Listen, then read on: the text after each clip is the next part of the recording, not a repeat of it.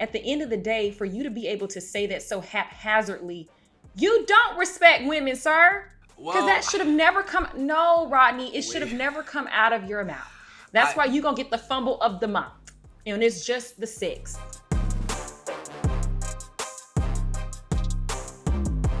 Samaria, Wagwan, brethren, how you feeling? I'm feeling good. I remember a couple of weeks ago you were talking about how LA has been raining, but y'all sent that rain this way. Good. Somebody else needs some of it because it's been atrocious, fam. But today we actually woke up to some sunshine. Like, this is what I pay high rent and high taxes for. Amen. Amen. You ready to talk some sports? Yeah, let's do it. Let's do it, beloved. So Jontay Porter is back in the headlines. A Brooklyn man by the name of Long 5 Fam has been arrested after being accused of working with Porter to place prop bets. So federal prosecutors are alleging that Porter had racked up a large gambling debt earlier this year to those co-conspirators and was asked to clear those debts by throwing games, most notably on March 20th against the Sacramento Kings, where Porter told these bettors that he was going to leave the game early. Porter, in fact, did leave that game early with an illness, and Fam made over $1 million that he agreed to share with Porter. Rodney. I feel like the more information that we learn about this, it's just like, dude, what are you doing? Can I just say that Lo-Fi Fam is a phenomenal name? That name is fire. AKA Bruce. AKA Bruce. Nah, we not doing the Bruce thing. Okay. All right, on a serious note, this is very dangerous, right? It's not just Jontay Porter. There were a couple of MLB players this week as well who were suspended indefinitely for gambling on their sport. So I don't want to just make it seem like he's the only outlier. Because these leagues are so entrenched and tied in with these gambling gambling platforms, we are going to see more and more of this. Now, why you would risk a multi-million-dollar salary, a high six-figure salary to gamble on your sport doesn't really make sense to me, but we have people who are real addicts, and there's gonna have to be some sort of policing and conversations and information given to these people who may be genuine gambling addicts. I think that's what Jontay Porter is. Nothing else makes sense. I know, and it's just so crazy because I would hate to see like these leagues go down because of players deciding that they're going to bet on themselves and make money. I think one common denominator in all of this are a lot of these guys are like lower level players. So Jontay's been in the G League. Maybe he's called up a few times a season, but he's not making the money that his brother's making. And so I think that sometimes you can see that in these instances. So it's like, okay, did Jontay feel like, okay, I'm not making as much money as my counterparts? Do I need to just go over here? It obviously got out of hand to the point where now he's being asked. I'm sure it was being threatened. I'm sure he was not asked. I'm sure they threatened him. Jontay Porter, I think his total earnings, like had he hit, it was like 30, like he would have hit for like 30 grand, right? Like it's the risk is so high, the reward is so low that you would have to be outside of your mind to even make the attempt. What I will say is this though. Gambling is popular, right? Like everybody's talking about unders, all these prop bets. Historically, there is a huge underworld in gambling, right? We don't have to make references to which communities, but we know that there is a criminal element that has always been hand in hand with gambling, right? There's a show on HBO called Bookies. You know what I mean? Like this is real serious stuff. And so while it looks all cute because you can do it from your phone and it doesn't feel dangerous, it doesn't feel like a threat. Yo, there's a criminal element that these players are going to be extremely susceptible to, because I'm quite sure Jontay Porter does not know how to move in a room full of criminals unless it's a family reunion. You know what I mean? Like, I don't think he's familiar with how this actually works, yo. Right.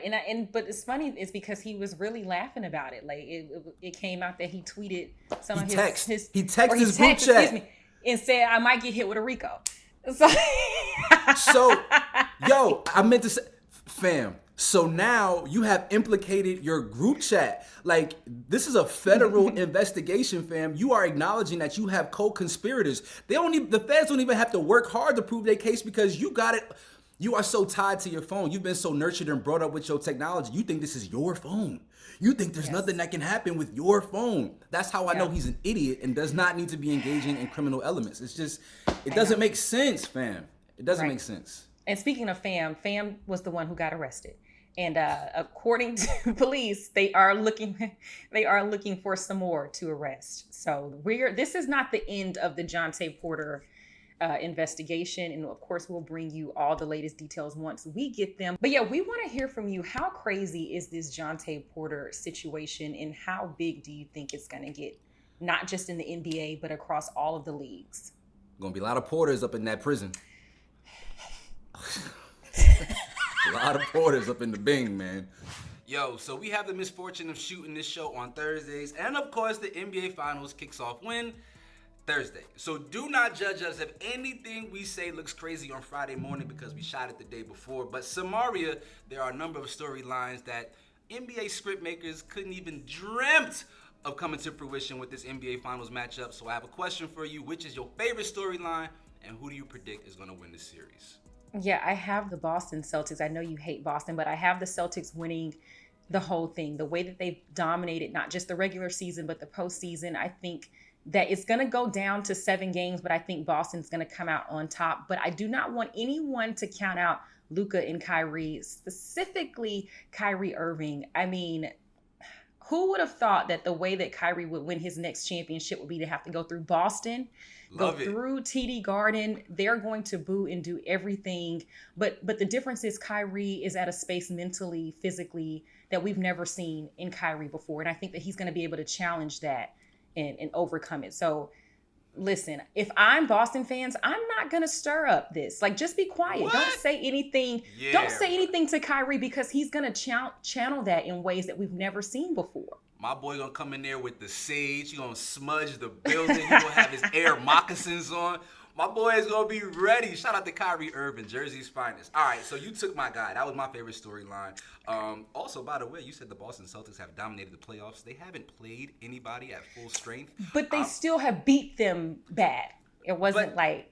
They struggled with Indiana, even without Tyrese Halliburton. Anyway, let's talk about this finals. All right, so you took my favorite storyline. Let me figure out what storyline I want to go with. I'm going to go Luka Dončić, right? So Luka Dončić is incredible. He's amazing. He's all of these things. I hate that this is kind of like a first-takey approach to this conversation, right? But Luka has a chance, because he's facing the Boston Celtics with so many elite perimeter defenders, he has a chance to really solidify himself as the best player in the world, right? I've always had my biggest complaint about Nikola Jokic, as he's had this title for the last couple of years, is that he doesn't really have a matchup that you feel like can actually slow him. Joel Embiid, sure, but Joel's constantly injured.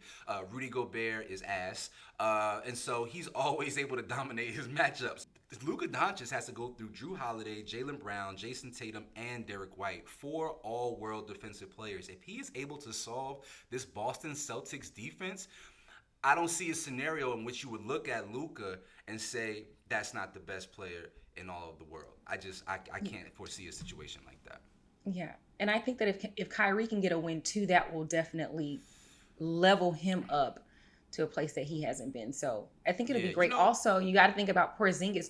He thought that he was going to be going to the championship with Luka and the Mavericks, but he said there's no ill will there. So that's also one of those storylines that'll be interesting. He's not listed on the injury report, so he should be full go. I think we will have to kind of watch his minutes, but just him being on the floor, he'll be a difference maker for the Boston Celtics. I always feel like it's a terrible idea to try to integrate somebody into an NBA Finals or a Super Bowl that's been out for over a month. I just think it's a recipe for disaster. There's an element of conditioning that you can't replicate when it comes to actual game situations, right? So I don't know how prepared Kristaps will be heading into this finals. I want to give a shout out to Jaylen Brown, though.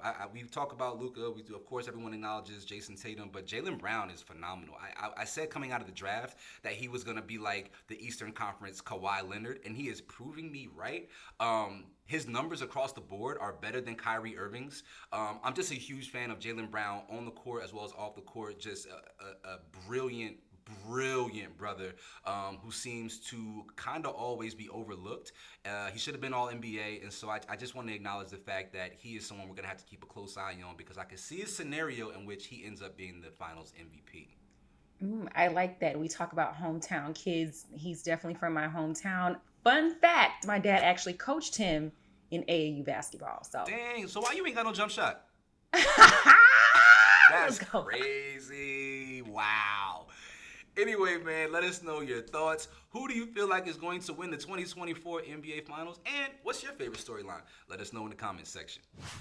All right, speaking of the NBA, the Los Angeles Lakers are zeroing in on a new head coach, according to Shams this week. JJ Redick is a front runner for the job. It's also now being reported that the Lakers really like Dan Hurley out of UConn. Now, we know LeBron James has a close relationship with Redick, and he highly respects Hurley as a head coach and what he's been able to do with the Huskies. So, Rodney, could you see any of them being the next guy to lead this franchise?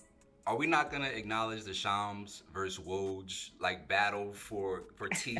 We're not gonna acknowledge it. So Shams dropped the news about JJ Redick, right? And then Woj came this morning with the Woj bomb, saying that the Lakers are actually preparing to offer Dan Hurley, Jersey's own. I gotta acknowledge Jersey's own Dan Hurley. Listen, this is tricky. I'm a huge Hurley guy, right? Like Bob Hurley, Dan's father, is one of the most historical coaches in all of sports, in the Basketball Hall of Fame, right? He comes from a phenomenal bloodline, but that Hurley bloodline is super intense. Like, I don't know that they make those kinds of coaches for professional athletes anymore. That man is accustomed to telling young men what to do, and those young men having to react to his voice. It's not like that in the pros. So I do not know if his approach to coaching would be as effective on the professional level. JJ Redick, brilliant mind. We all love his podcast, right? We love his how informational and informative he is. I've never seen a guy come straight into that first seat and have success. We didn't see it with Steve Nash, Jason Kidd, Derek Fisher, right? The list goes on. So I think both of them are being potentially put in a really tough spot. Yeah, I mean, that Los Angeles Lakers head coaching job is one of the most prestigious. However, like you No, it said, ain't. it's really They have Mike Brown. but it's the Lakers, Yeah, right?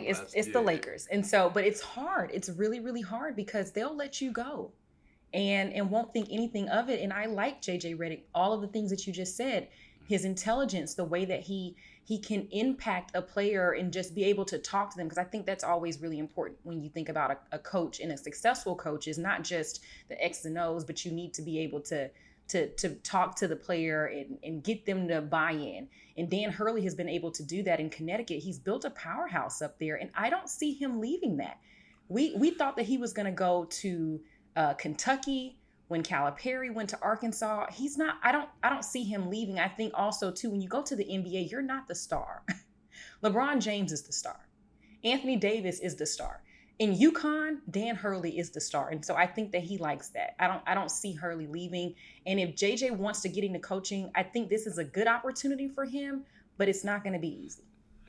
No, you're right, Samari. It won't be easy. And speaking of Hurley, right, like the college game is played so differently from the professional game, right? So while Hurley is a brilliant mind, there's so much more additional spacing, and just the way that the defensive rules, right? There's defensive 3 seconds in the NBA. There's just so many things that I think would make a transition of this nature really tough for Hurley in a situation as magnified as coaching the Lakers and coaching LeBron James, right? Like you have a really, really small window because LeBron is so old, to have success. He is old. Don't let me make that face. He graduated high school the year I graduated, and I know I'm old. So so it is what it is, fam. Like, we getting up there. But yeah, like you have to have success almost immediately. And I don't know, even from a terminology standpoint, if his terminologies are the same as what the NBA players use. Yeah, but LeBron does love the way that Hurley coaches. He likes his coaching style. He likes the way that he's been able to transform the offense at UConn. And he's then why ain't Bronny go there? Maybe they didn't offer him. Maybe he could have got anywhere he wanted to get. You already know that. That's a McDonald's All-American and LeBron James' son. I'm just saying, We'll see what happens, though. Yeah, y'all let us know what you think down in the comments. Okay, we got another double fumble of the week, this time going to a pair of ESPN flagship anchors. So Stephen A. Smith is a legend, all right? He's changed the landscape of sports media forever, and while I don't always agree with his position on some of the more inflammatory topics, I always appreciate not just his perspective, but the skill of clearly and effectively communicating that perspective. But in his response with his interaction to Monica McNutt on an earlier ESPN First Take segment, he came off self-indulged and arrogant. Now, I understand wanting to highlight the work you've done as a form of validation for the person that you are. Personally, I struggle with walking the thin line between letting my work speak for itself and telling people about the work that I've done. But it was the wrong time to highlight the women you've platformed when the topic was a lack of coverage for women's basketball, which you have not covered that much on your show, and likely because your audience until this year did not care much about it, which is fine. You don't have to accept the criticism, but you should make sure you hear it clearly so that your response is in line with what was actually spoken. But Stephen A. Smith, you are still the man. Our next fumble goes to a guy that I need to talk about really quickly. So Rob Parker, right, a couple of years ago was fired for referencing RG3 as a cornball brother. So imagine my shock the other day when I saw Pat McAfee reference Caitlin Clark as a white. I've never seen an ESPN reporter use that kind of language. I know that Pat McAfee historically has been a YouTuber and he's making the transition to network television, but ultimately you cannot use that kind of language because you open up the door for further disrespect by these women, or to these women rather, by people who are way more malicious than I believe Pat McAfee actually is. So I understand you were just making a reference, but you gotta be better, brother, because you're in a phenomenal position and we need your help in making sure these women are championed and platformed in the most healthy possible way. We appreciate you, but you got to be more careful. So Mario, Yeah, what you and think, man? we were going to talk about that interaction between Stephen A. Smith and Monica McNutt because I feel like she truly was able to verbalize the sentiment that a lot of women share, especially women like myself who've been watching the WNBA. And, you know, Monica's like, look, we're not going to baby Caitlin. It's a welcome to the WNBA, welcome to the league. I've been saying that, by the way. But she did say that the actions of Kennedy Carter were not shared by, and the way that Kennedy reacted, her actions, all of those things were not shared by all the other women in the WNBA. However, we cannot baby her. And so I agree with that. And then I don't know how that situation got to, like you just mentioned, Stephen A. Smith talking about, well, I've been covering them, but, and you haven't. So, and she called him out, she checked him, and I thought that was great because a lot of people are really now talking about this whole situation, but they're kind of seeing it from a perspective of a former player like Monica McNutt. Yeah. Pat McAfee, oh God. You literally proved our point. You proved our point in what you were trying to say. You were sitting here trying to go up for Caitlin Clark, but calling her a B in the same breath, like I said, you just proved everything that we're trying to say, sir. At the end of the day, for you to be able to say that so haphazardly, you don't respect women, sir. Because that should have never come. No, Rodney, it should have never come out of your mouth. That's why you're going to get the fumble of the month. And it's just the 6th. Look, you passionate about but this. Out of all the words, because of all the words that you could have used to talk about Caitlin Clark in that moment, you call her a white bee. You could have said that woman right there, that girl. You could have even said that girl. I would have let that slide. Everything else that you said in that is null and void at this point because you decided to use the most derogatory term for a woman. What if you would have said female? That would have been okay. I would have let that slide. I didn't. Okay. I don't like female, but I would have let that slide over B. I'm just wondering. So I'm not shooting him bail. I'm not defending it, but I just want to explain further. Like, he wasn't himself calling her a B. He was embodying the sentiment of people who he feels like have a negative perspective of Caitlin Clark's success. So it wasn't like, I just want to make that clear, right? I don't understand the rules of Pat McAfee's show as it pertains to ESPN. Obviously, he blew up on YouTube and he was allowed to do so much more and so many different things that don't really work under the umbrella of the mouse. He's going to have to find a better way to balance his personality with the expectations of working for that kind of company because he's going to get a lot of blowback. I can't even fathom a situation where Shannon Sharp or Stephen A. Smith were to reference a black woman, even in jest, as a black B. They would have been fired, right? Like Come I said, Rob on. Parker got fired for calling RG3 a cornball brother. And so it does say, it does create a little bit of curiosity for me how ESPN handles this going forward. Oh, yeah. I mean, completely out of order. You don't like that. Out of order. You don't rock with Pat McAfee. Electric chair. Dang. No, and I'm honestly, you know what, I did, but that was just like, tacky and just ugly. And I just couldn't imagine what like Caitlyn, of course, like she has so much stuff that she's dealing with already. Yeah. And for her to wake up and be like, oh, on top of that, Pat McAfee referred to me as a white bee. It's just, he didn't think that through. Context matters. I wasn't the best moment for Pat. I'm sure he's hearing an earful from the ESPN executives, but let us know your thoughts on the fumble of the week for both Stephen A. Smith and Pat McAfee. All right, that's all for this week. Thank you so much for joining us for another episode of The Fumble. Make sure to subscribe to The Fumble and at The Fumble Sports on our social media pages. We deliver the latest in sports every day on our YouTube page with Jackie Ray, and every Friday right here at The Fumble with myself, Samaria Terry, and my co-host, Rodney Rakai. Peace.